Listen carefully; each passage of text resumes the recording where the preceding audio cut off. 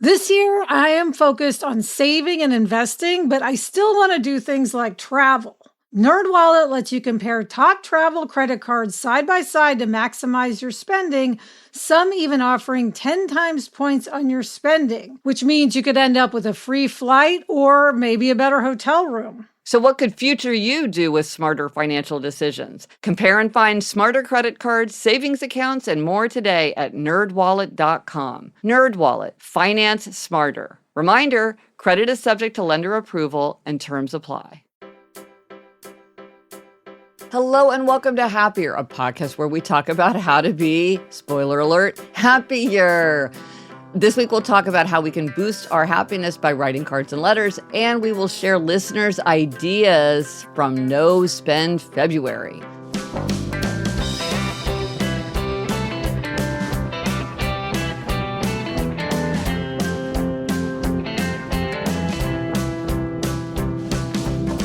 I'm Gretchen Rubin, a writer who studies happiness, good habits, the five senses, and human nature.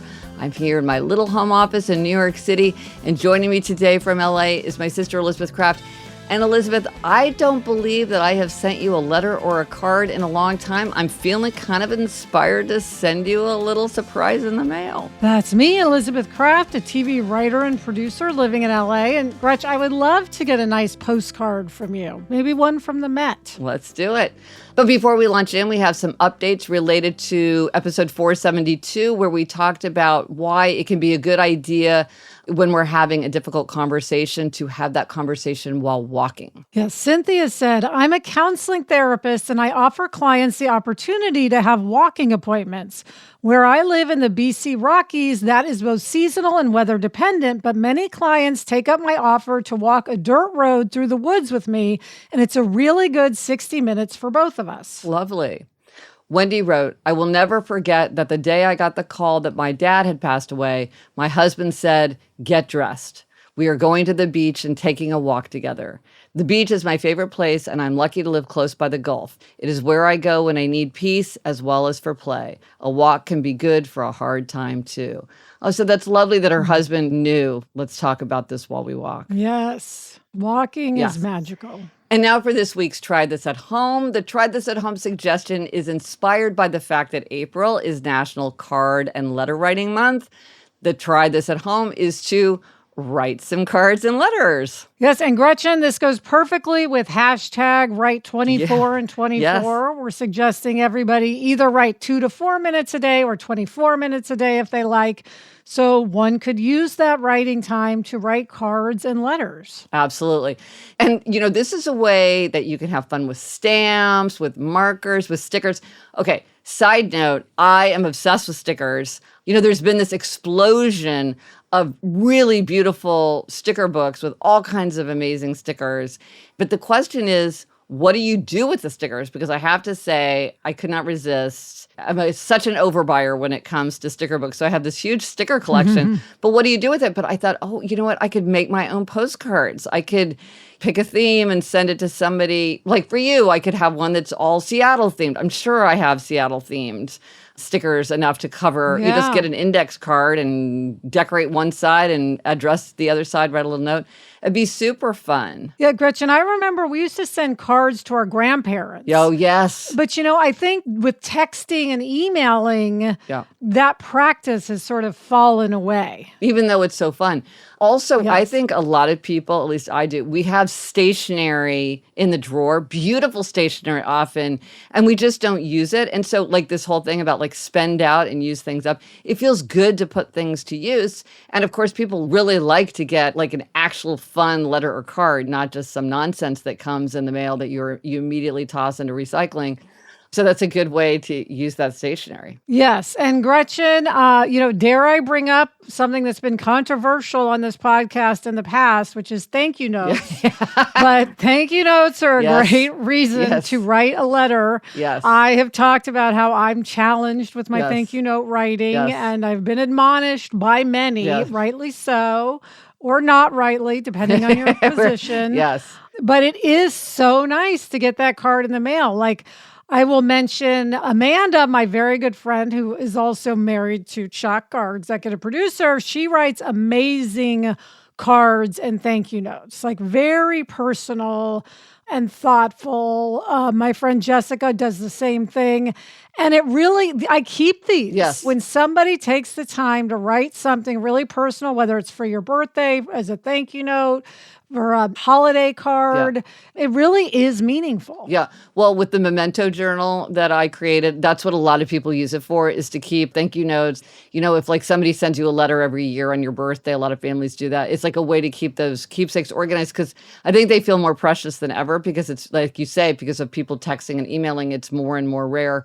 And I do think that anything that comes in the mail now feels more elevated. It just feels more special. Yes. And the idea of a thank you note, maybe it's not a thank you note for like, thank you for having me to dinner, but it's even sort of a gratitude practice where you're thinking back, well, who are some people that maybe I've never properly thanked for something, and I want to take a moment to say of what your gratitude is. Like that's something that people are doing with their Write 24 and 24. So again, it's like you could send that letter or card, and that's a real keepsake. How many people have said to you that they printed out an email to keep it? I think sometimes people do that, which is the next best thing. Yes, Gretchen, we hear from teachers all the time. Yes, good point. And they always say that their favorite gift to get from a student is a heartfelt card. Yes. Talking about something they learned in their class, something they took from the class. So if you want to write a card or letter and, you can't think of who to write, I mean, I guarantee any teacher that you've had will appreciate that. Yes.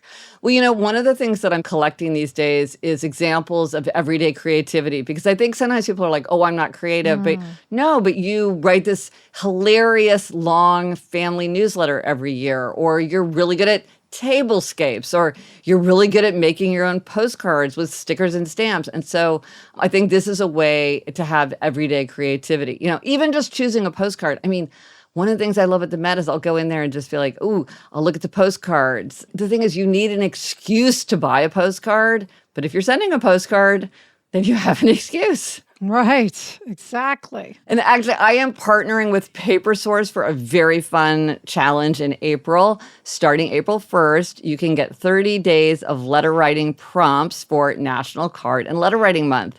You can use your time for Write 24 and 24. You can do it even if you're not doing Write 24 and 24. These are super fun. You can sign up at happiercast.com/PaperSource. That's PaperSource with no space, happiercast.com/PaperSource. That sounds like so much fun. I love your prompts. I love a prompt. Let us know if you do try this at home and how sending cards or letters works for you. Let us know on Instagram, Threads, TikTok, Facebook. Drop us an email at podcast@GretchenRubin.com. Or as I said, you can go to happiercast.com/475 for that link and anything related to this episode. Coming up, we have a fun hack that will help you stay in touch with a loved one. But first, this break.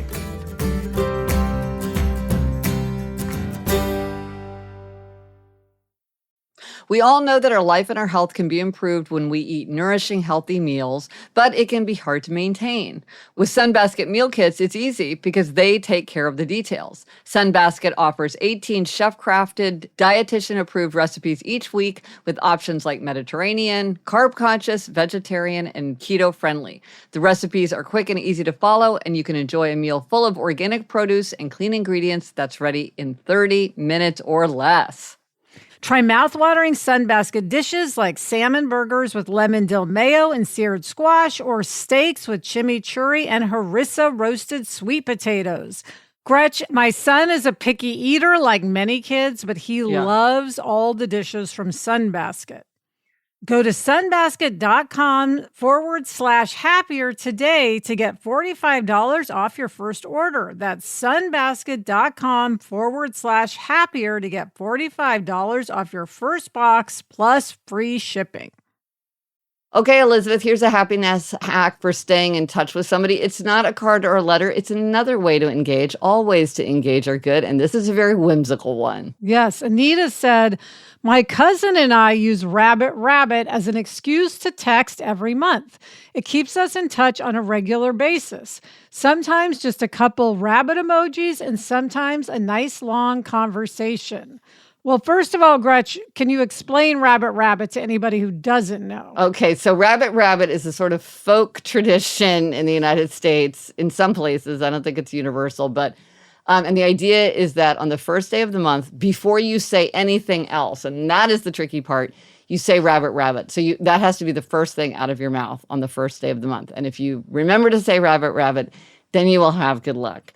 And so this is so charming, right? It's using the calendar for catalyst, right? Because on the first day of every month, you're like, oh, I'm going to text my cousin. I love it. Yes, it's so much fun. Gretch, you told me when I was little, and I don't know if this was true or just you messing with me as a little sister, that you also had to hop around on one foot 3 times, which I do still. That may have been an embellishment. I don't remember hearing about that. Yet, listeners, was that just me messing with my little sister, or was this something that is necessary to invoke the luck? Because if so, I haven't been doing it for the last many, many years, though I do pretty faithfully say Rabbit Rabbit, I must say. I like the idea too that you can just send a rabbit emoji, or you can have like a whole exchange. It's like, let's keep let's keep this easy. Okay, great idea. Rabbit Rabbit. And now for some listener answers related to No Spend February. We get so many answers from listeners related to what they thought and what they did related to No Spend February. Yes, fascinating. Karen said, over the years with my young kids, we inevitably end up in very inviting gift shops, like at the exits to museums, aquariums, the zoo, or even the corner pharmacy. If one of my kids is very set on getting another toy or stuffed animal, instead we take a picture.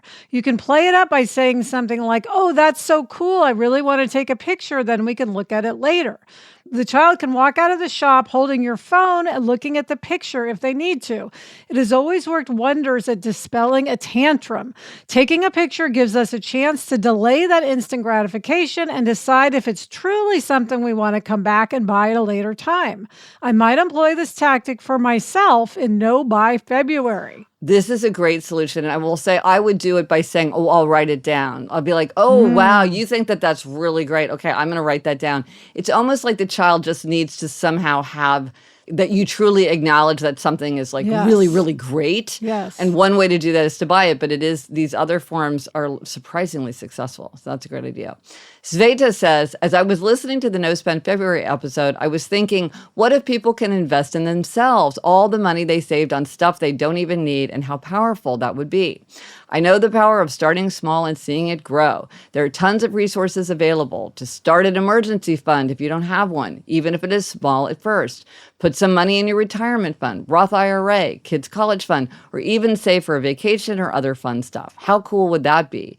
The point is that just do something, even if it is small. Start a new habit of investing the money in yourself, your future, your family's future. Just think about this. 70% of our economy is consumer spending. So every time you have an impulse to buy something, make a note, put that money aside, and at the end of the month, save that money.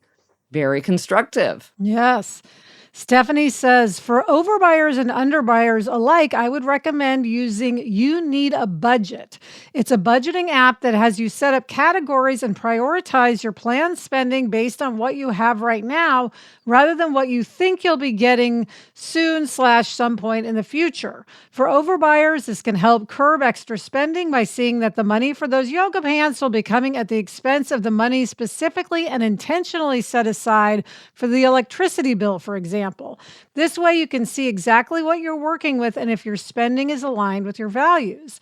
The other side of the coin is that for underbuyers, you can feel more at ease making certain purchases, like those yoga pants maybe, because you have set aside money in your clothing category and you know that money is meant for clothing and not being taken from your other categories like the electricity bill or groceries. You Need a Budget also has a 1-month no-spend challenge reframed as a more money challenge that folks can do. And they say that lots of people save about $1,000 in that month. Wow. It's all about spending intentionally. That is great. There are many apps that do this. Another listener mentioned Simplified by Quicken. There are other ones. It's a great strategy. Isabella said, I know you put out a call for advice from overbuyers, but I'm going to go in the opposite direction. I'm a serious underbuyer, and I live in a small coastal community that makes it easy to avoid shopping. The nearest Target is an hour away. Imagine the long list of items I keep meaning to replace or it would really help to own, but I just don't want to do it. When I listened to the recent episode of No Spend February, I casually thought, that's the opposite of what I need. Wait, that is the opposite of what I need. So in the spirit of the opposite of a profound truth is also true, I'm committing to Big Spend February, buying 29 items, one for each day of the month. Prescription sunglasses and whole free t-shirts. Here I come.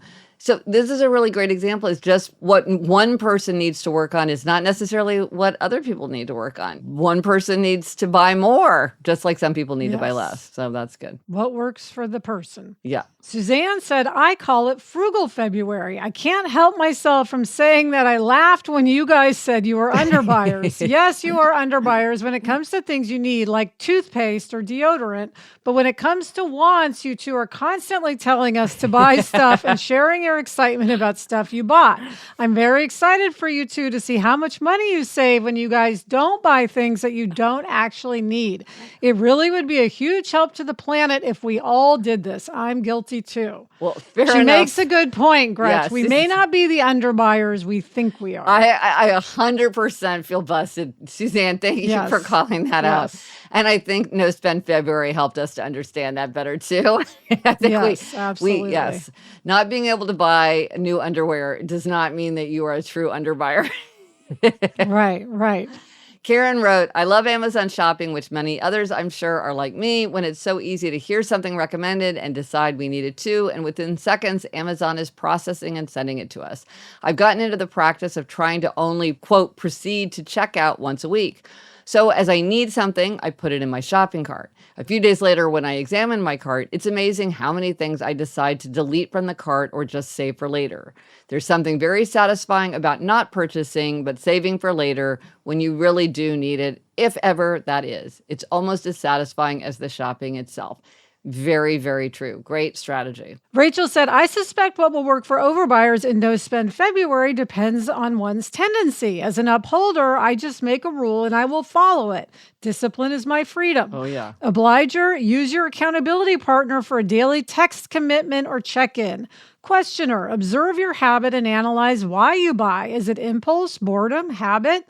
Knowing why is the key to change. Rebel, all those companies want to sell you something. No Spend February is the ultimate rebellion. Rachel, I couldn't have said it better myself. Yes, tap into your tendency to achieve your aim.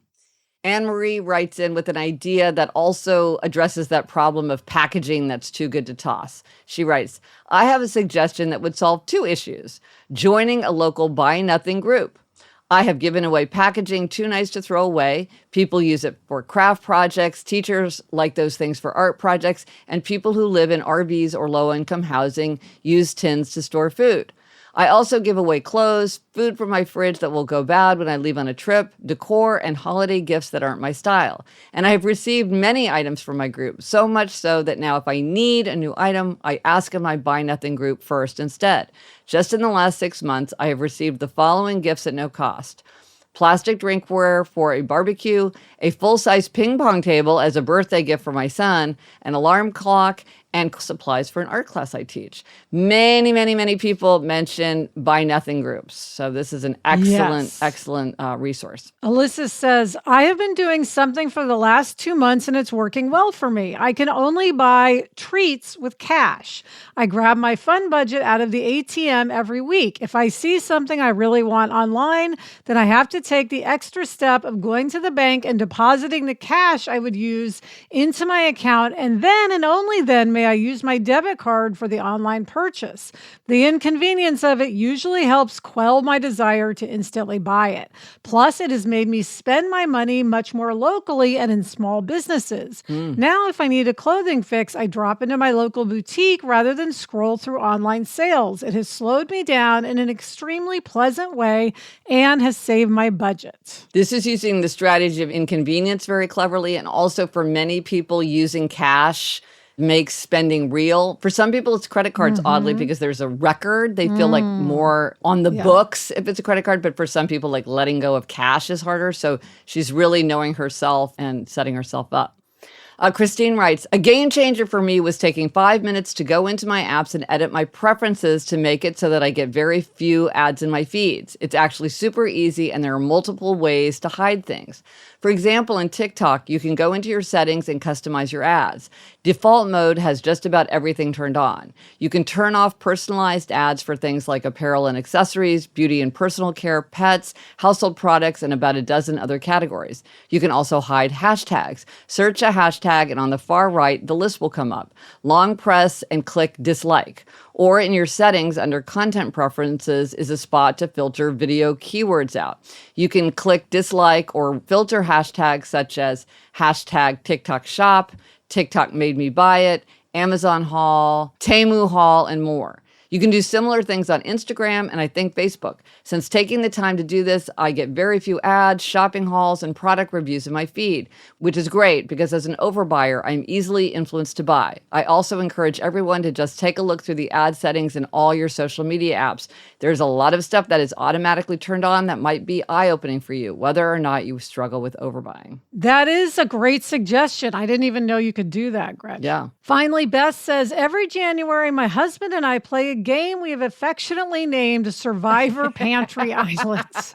We do not purchase most groceries in January. We eat the food we have already purchased. This means we clean out the pantry and the freezer. This saves us money and gets the kitchen ready for spring cleaning. This year is year 17 for us. Most years we spend less than $40 for the entire month, and it's a good reminder not to be wasteful. It's also a great budget tool right after Christmas as we bank our food dollars not spent. I mean, where is the reality TV show of Survivor Pantry Island? I mean, it could absolutely be a show. No question. I would watch. I think that's so satisfying. So good. So this was really interesting to hear what people did and learned from No Spend February. I think, Elizabeth, you and I learned a lot about ourselves. Yes, we did. We did. We buy more than we think we do. We sure do. Coming up, I've got a gold star for our dad. But first, this break.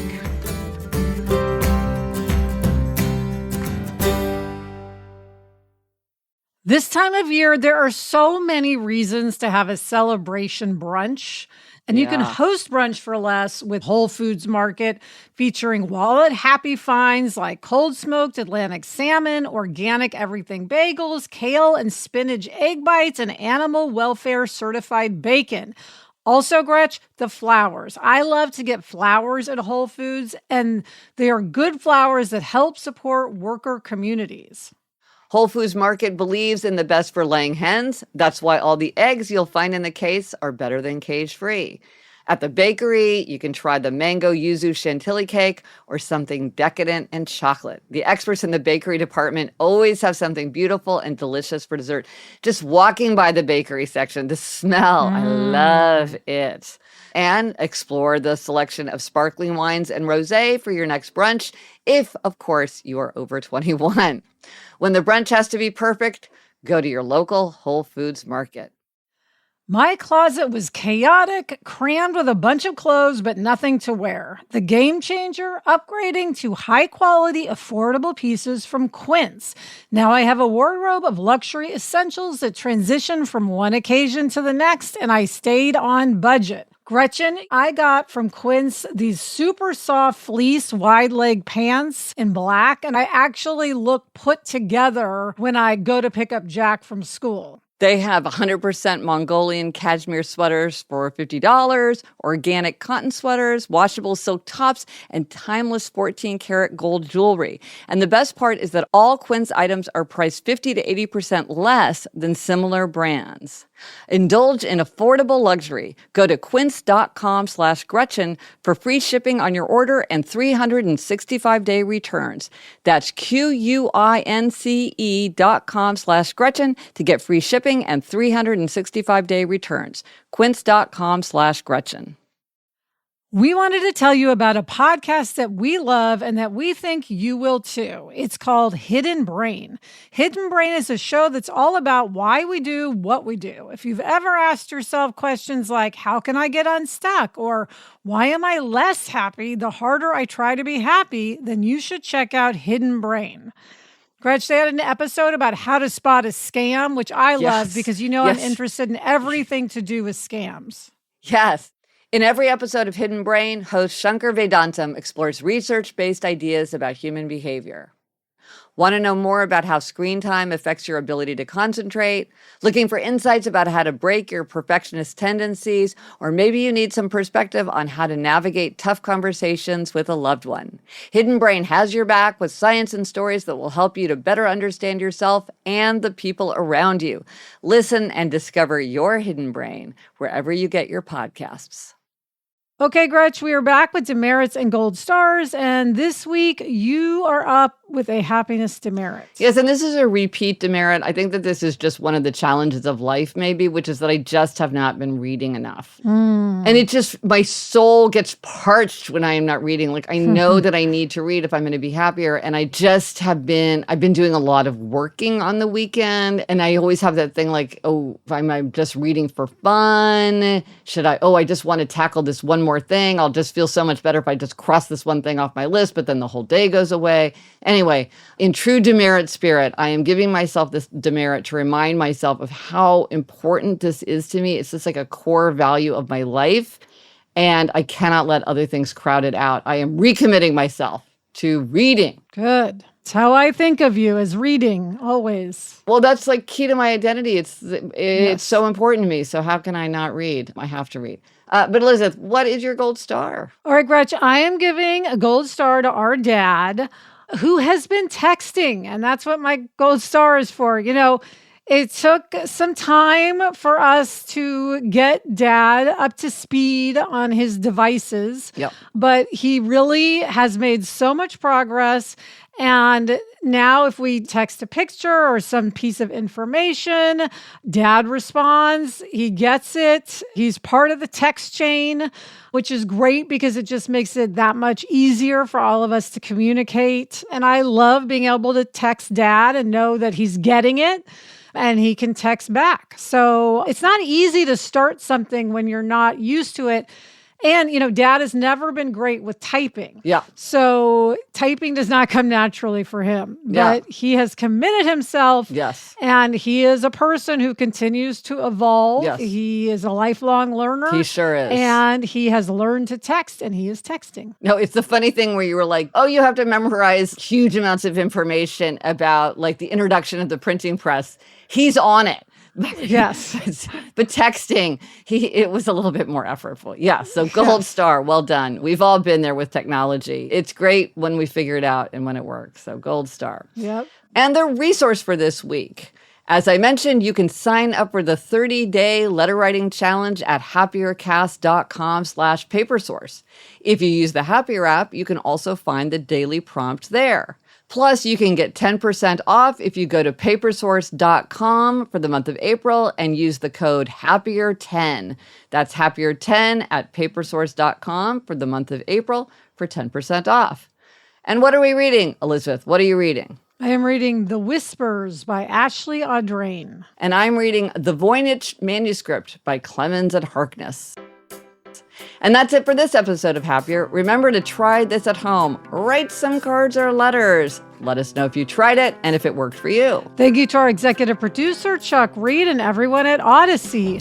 Get in touch. Gretchen's on Instagram, Threads, Facebook, and TikTok at Gretchen Rubin, and I'm on Instagram and Threads at Liz Craft. Our email address is podcast@GretchenRubin.com. And if you like the show, please rate us, review us, subscribe. These are very easy to do, and they really help the show. Until next week, I'm Elizabeth Craft. And I'm Gretchen Rubin. Thanks for joining us. Onward and upward.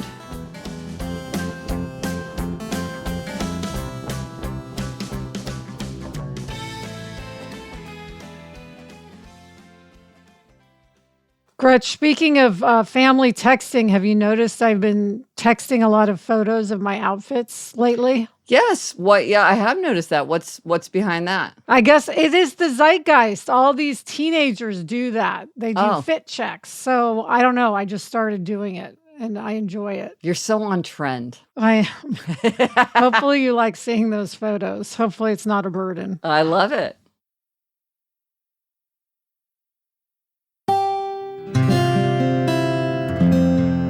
From the Onward Project.